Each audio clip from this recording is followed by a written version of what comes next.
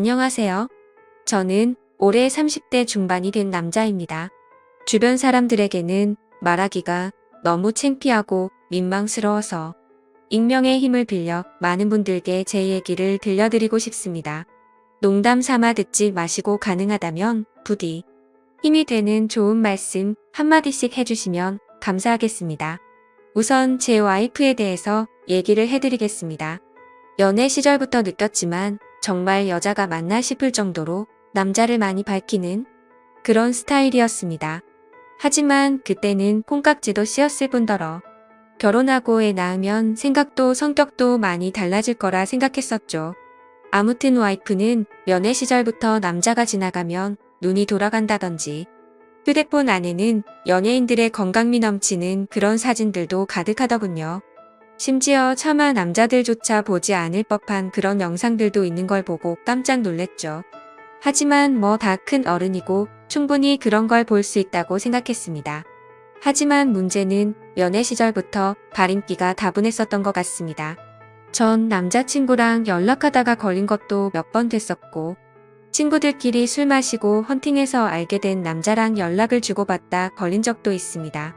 하지만 관계까지 가진 건 아닌 걸로 알고 있어서 참고 만났던 거죠. 지금 생각해보면 그때 당시에도 술 마시고 연락 두절이 된 게 몇 번 있는데 정황상 사고를 치지 않은 것 같아서 넘겼는데 그 진실도 이제는 알 수가 없을 것 같네요. 사실 대부분의 남성분들은 잘 아실 겁니다. 제 와이프는 모든 남자들이 뒤돌아볼 만큼 인기가 많았습니다. 하지만 결혼한 지도 3년이라는 시간이 지나다 보니 연애 때만큼 그렇게 확 땡기지 않더군요. 그래도 와이프가 너무 밝히는 스타일이다 보니 일주일에 3번 이상 의무적으로 와이프와 좋은 시간을 보냈었습니다. 저희 부부에게는 아내의 욕구가 강하다는 거 말고 정말 서로 아무 문제 없는 그냥 평범한 대한민국의 30대 초반의 앞날을 생각하며 열심히 살아가는 부부였습니다. 그렇게 저희는 평범하게 잘 지내다 제가 장기 출장을 가게 되었습니다. 한반년 정도를 지방으로 가게 됐던 거죠. 가기 전부터 와이프는 난리가 났습니다. 자신도 회사를 그만두고 따라갈까라고 물어보며 6개월 동안 혼자서 지내면 외로워서 미쳐버릴지도 모른다더군요. 참으로 답답한 소리를 하는 아내가 황당했죠. 일을 그만두면 직장이 바로 구해지지도 않을 뿐더러 저희가 신혼부부도 아니고 6개월을 못 기다려서 일까지 그만두고 따라온다니 저는 많이 당황스러웠죠. 그래서 굳이 혼자 있어서 외로운 거면 친정에라도 가 있으라고 했습니다. 길다면 길고 짧다면 짧은 시간이지만 와이프는 계속해서 직장까지 그만두고 따라가겠다고 아주 성화를 부렸습니다. 그때까지만 해도 6개월 동안 자주 보면 되겠지, 무슨 문제라도 생기겠어 라는 마음으로 저는 너무 안일하게 생각했었습니다. 아니 어찌 보면 제 와이프의 실상을 알게 되어서 다행이라면 다행이겠네요. 처음에는 와이프가 참으로 지극정성이었습니다. 제가 출장을 간 곳이 차로 왕복 6시간이 넘게 걸리는 곳인데 한 달 동안은 거의 매주 제 숙소로 찾아오더군요.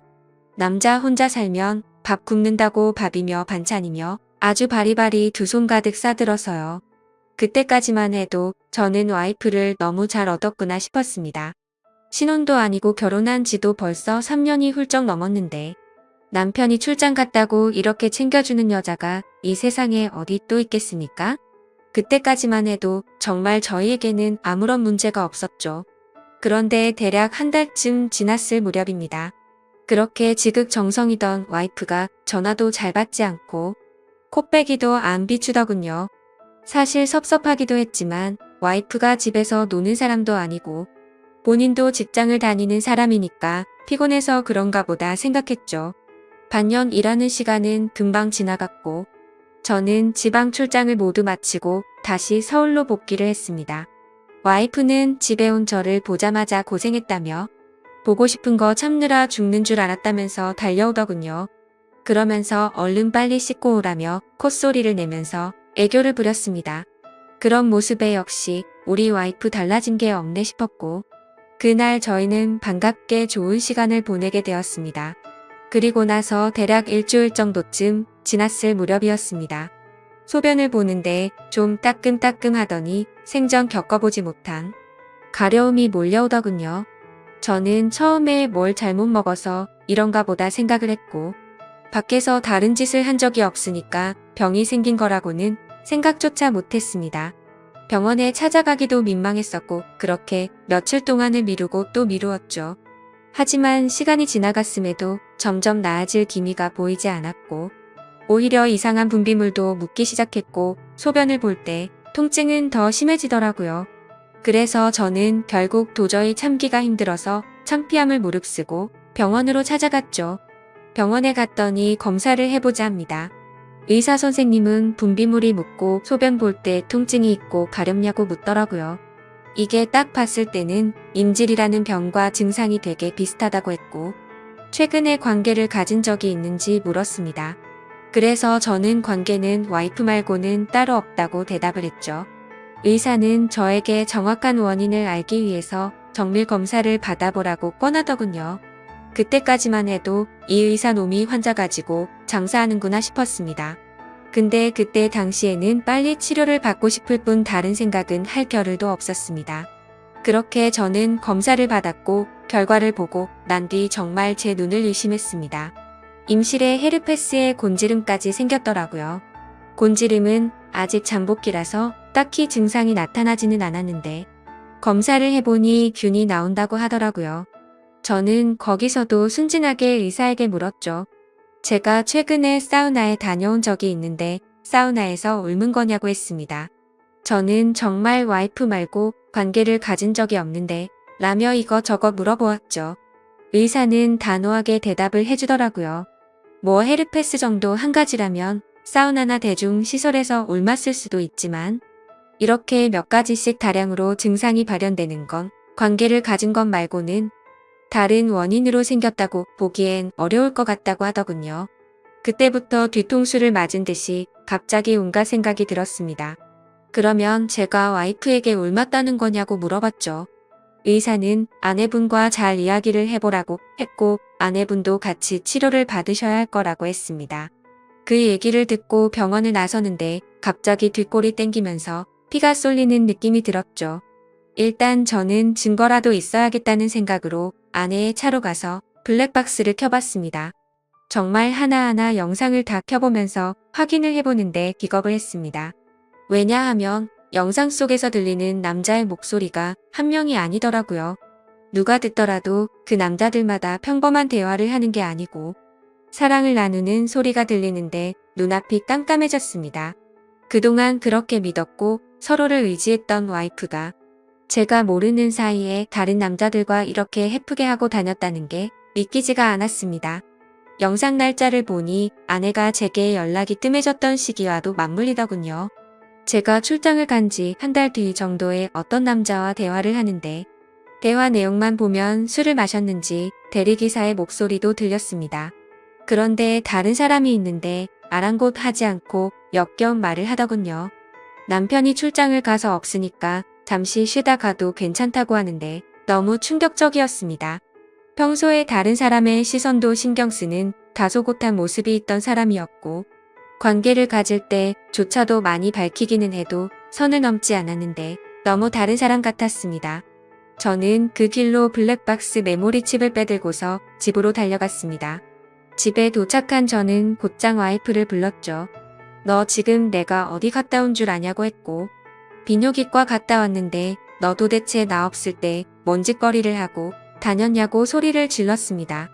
제가 막 소리를 지르면서 화를 내니까 와이프는 덜덜 떨며 무슨 소리냐고 자신이 무슨 짓을 했다고 이러냐고 변명을 하더군요. 그래서 다시 물었습니다. 아무 일도 없는데 갑자기 내 몸에 임질에 헤르페스에 거기다 곤지름까지 생기냐고 했고 나는 너 말고 다른 여자와 보낸 적이 없는데 그럼 이 병은 갑자기 하늘에서 뚝 떨어진 거냐고 했습니다. 내가 1년을 자리를 비운 것도 아니고 고작 6개월 비웠을 뿐인데 그새를 못 참고 딴 놈이랑 붙어 먹었냐고 말했고 거짓말 할 생각은 하지 말라며 블랙박스 메모리칩을 내려놨습니다. 지금부터 거짓말 할 생각 하지 말고 솔직히 말하라고 더 크게 소리를 질렀습니다. 제가 너무 흥분을 했고 증거 자료까지 내밀면서 몰아붙이다 보니까 그제서야 와이프는 사실대로 실토하더군요. 아주 여기저기 다 정차하는 버스가 따로 없더군요. 처음에 너무 외로워서 그랬답니다. 회식을 하게 되었고 술에 취해서 결국 실수가 시작되었답니다. 평소부터 자신에게 잘 대해주던 직장 후배인데 같은 방향으로 가는 김에 차에 같이 타게 되었답니다. 근데 술에 너무 취해서 자신도 모르게 많이 외로웠답니다. 그래서 그냥 단순히 술을 한 잔만 더 하고 싶은 생각에 집으로 불러들였고 술을 더 마시다 실수를 해버렸다고 하더군요. 제게는 너무나 소중했던 제 보금자리에서 다른 남자놈이랑 놀아나다니 정말 너무 화가 났고 역겨웠습니다. 그런데 이건 시작에 불과하더군요. 그날 이후로 고삐 풀린 망아지처럼 지냈더군요. 어차피 실수를 시작했고 죄책감에 오히려 더 막 나가게 됐답니다. 근데 참 이해가 안 가지 않나요? 상식적으로 실수를 했다면 더 자숙해야 하는데 오히려 더 이따위 짓을 했다는 걸 보면 언젠가는 이딴 짓을 하고 살았을 사람이란 걸 느꼈습니다. 같이 사고를 쳤던 남자들도 다양해서 참 대단하더군요. 직장 후배를 시작으로 유부녀라는 사람이 낯선 남자와도 시간을 보냈고 애인처럼 주기적으로 만난 사람까지 있더라고요. 저는 당장 그놈들 연락처 다 적으라고 어떤 놈들인지 다 알아야겠다고 몇 번 했는지 또 어떤 놈인지 적으라고 했습니다. 와이프는 처음에 그걸 어떻게 다 기억하냐고 그러면서 못 적겠다고 하더군요. 정말 울컥하더군요. 그딴 짓을 해놓고서 어떻게 다 기억 못하냐면서 따졌습니다. 그럼 정 못 적겠으면 너네 친정집으로 가자고 했습니다. 지금 당장 너희 부모님 앞에서 추궁하겠다고 난리를 치니까 마지못해서 적기 시작하더군요. 참 기가 막혔습니다. 6개월이라는 짧은 기간 동안 시간을 보낸 남자가 무려 5명입니다. 한 번만 만나서 놀았던 놈은 3명이었고 직장 후배와는 3번의 만남을 더 가졌답니다. 가장 많이 만난 놈이랑은 셀 수도 없을 것 같더군요. 근데 더 충격적인 건 가장 많이 만났다는 그 놈은 저도 알던 놈이었습니다. 왜냐하면 제가 와이프와 자주 가던 식당의 사장놈이었습니다. 심지어 이 사람은 50대 초반쯤인데 와이프와는 거의 20살 이상이 차이가 났던 거죠. 정말 자존감이 무너져 내렸고 충격적이었습니다. 그 사장놈과 가깝게 지낸 지도 오래되었고 그 집구석 부부와 저희 부부가 함께 술자리도 수차례 가졌기 때문에 배신감은 더 컸습니다. 그런데 도대체 이 사장놈이랑은 언제부터 이딴 짓거리를 했냐고 물었습니다. 관계를 시작하게 된 건 3개월 정도 됐다고 하더군요. 어느 날 와이프는 친구들이랑 그 식당에서 모임을 가지게 됐다고 했습니다. 늦은 시간까지 술자리는 길어졌고 천연덕스럽게 그 사장은 그 자리에 끼었답니다. 그래서 2차까지 가게 되었고 와이프는 술에 취하게 되었답니다. 평소 친분이 있던 식당 사장놈이 데려다 준다고 해서 같이 차를 탔는데 거기까지만 기억이 나고 일어나 보니 같이 잠을 자고 있었다고 하더군요. 그래서 그날 이후부터는 계속해서 만남을 가져왔다고 했습니다. 아마도 이 인간이 없었더라면 더 많고 다양한 남자를 만났겠구나 싶었고 믿고 지낸 지도 오래된 사장놈에 대한 배신감은 이루 말할 수가 없었습니다. 그 사장놈은 저와는 나이차가 많이 났지만 많이 믿고 의지했던 사이였습니다. 와이프와 만나기 전부터도 친분을 가져왔었고 오죽하면 힘든 시기에는 제가 대출까지 받아가면서 도움을 줬던 사람입니다. 근데 그런 은인에게 이따위 짓을 하는 게 인간이 맞나요? 제 와이프도 인간 같지 않은 건 마찬가지입니다. 하룻밤을 비롯해 5명의 남자들과 만남을 가지고 그것도 모자라서 남편의 지인과 바람까지 피다니. 그것도 20살이 넘게 나이도 많고 자식까지 가진 유부남과 말이죠. 충격에 충격이 이어지다 보니 도대체 어디서부터 어떻게 화를 내야 할지 감조차 오지 않더라고요. 그래서 일단 저는 당장 휴대폰 잠금을 풀라고 했고 카톡을 열어서 메시지 내용을 봤습니다.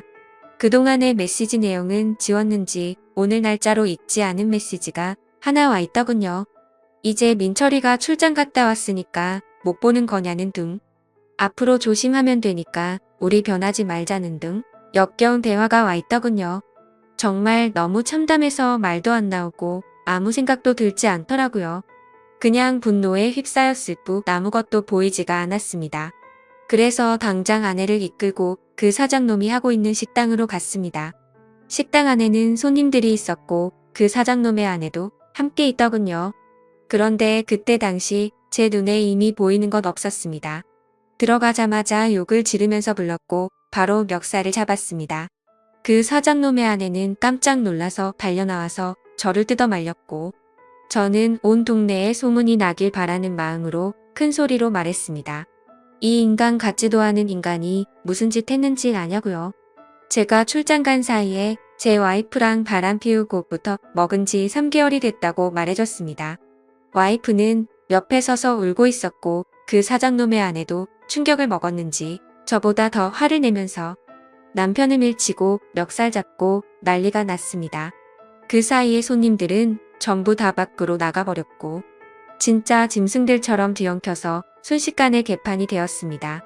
다음 날에는 그 직장 후배놈도 응징하기 위해서 와이프의 회사로 찾아갔습니다. 조금은 마음이 차분해져서 깽판을 치지는 않았고 다이렉트로 회사 대표와 만났습니다. 내 와이프가 여기 직장 동료랑 바람을 폈다. 딴 거 다 필요 없고 그 사람 자르라고 했습니다. 안 그러면 더 이상 어떤 꼴 날지 모른다고 하니까 바로 알겠다면서 죄송하다고 하더군요. 당연히 와이프도 이 회사에서 그냥 내보내라고 했습니다. 그딴 인간들 여기 둬봤자 여기에 도움될 거 없을 거니까 알아서 하라고 했죠. 와이프와는 이혼을 해야겠다는 생각으로 당분간 얼굴도 마주치지 말자고 했고 집에서 내쫓아버렸습니다. 저 또한 맨정신으로 버틸 수가 없어서 회사에는 잘 얘기해서 휴가를 냈고 며칠 동안 집에 박혀서 술만 마시고 있었습니다. 옛날 생각도 나고 어떻게 이렇게 됐는지 웃다 울다 사람이 미쳐가는 게 한순간이더군요. 그렇게 3일 정도 지났을 무렵 그 사장놈에게서 메시지가 왔습니다. 저에게 사과를 해도 모자를 파내 오히려 뻔뻔하게 욕을 하더라고요. 조용히 일 처리를 하면 되지 굳이 그렇게까지 해야 했냐면서요. 본인도 이혼 소송 진행 중이고 가게도 문을 닫게 됐다면서 징징거리는데 본인이 일을 저질러 놓고 저더러 어쩌라는 건지 역겹고 짜증이 나서 저도 같이 싸웠습니다. 저는 너 같은 인간 말종이랑 말 섞기 싫으니까 헛소리 그만하라고 말했고 그동안 내가 너한테 빌려줬던 돈을 이번 주 내로 당장 다 갚으라고 했습니다. 그러니까 돈 없다면서 배째라고 말하더군요. 나이 50이 넘어서도 이따위 짓을 하는데 어떻게 이런 인간이랑 연락을 해오며 살았을까 제 스스로에게도 화가 났습니다. 그때부터 이 인간 같지도 않은 놈이 저를 약 올리기 위해서 비아냥거리기 시작하더군요. 제 와이프가 이렇게 해줬다 저렇게 해줬다부터 시작해서 또 다시 저는 충격적인 얘기를 듣게 되었습니다. 참 파고 또 파도 끝이 없었네요. 너도 내 덕분에 이혼하게 된 걸 다행으로 알라면서 말하는데 지 친구놈과 셋이서도 어울렸다고 말하더군요. 진짜 이런 인간이었나 싶고 사람의 이중성의 환멸을 느꼈습니다. 와이프와 저는 연애 시절부터 결혼까지 거의 6년이란 시간을 함께 했습니다. 제가 알던 와이프가 맞나 싶을 정도로 또 다시 큰 충격을 받았습니다. 이런 게 현실적으로 있을 수 있는 일인가 싶었습니다. 저는 곧바로 와이프에게 전화를 했고 이 말이 사실이냐고 물었죠. 그러자 한참을 말없이 가만히 있더군요. 그래서 저는 왜 말을 못하냐고 하니까 한숨을 쉬더니 적당히 하라면서 적반하장으로 짜증을 내더군요. 그러면서 내가 뭘 했건 이제 너랑 나랑 상관없는데 왜 자꾸 묻냐고 했습니다. 솔직히 당연히 이혼은 계속 진행했겠지만 조금이라도 고민을 안 했다면 거짓말이겠죠. 그만큼 많이 사랑했었기에 일말의 가능성을 생각했는데 전부 다 제 착각이었습니다. 아니, 오히려 다행이라고 생각해야겠네요. 마지막까지 제대로 된 실체를 보여줘서 미련 없이 끝낼 수 있겠구나 싶었으니깐요. 이렇게 말도 안 되는 사건이 일어난 지도 고작 일주일이 지났네요. 저는 지금 와이프와 이혼 절차를 밟고 있습니다. 와이프와 직장 후배놈은 그 회사에서 잘리게 되었고요. 아직까지 해결이 안 된 문제는 그렇게 믿고 지냈던 사장놈입니다. 제게 빌려가서 갚지 않은 돈만 원금 2천만 원이 넘습니다. 이런 일은 태어나서 처음 겪다 보니 어떻게 해야 할지 머리가 어지럽네요.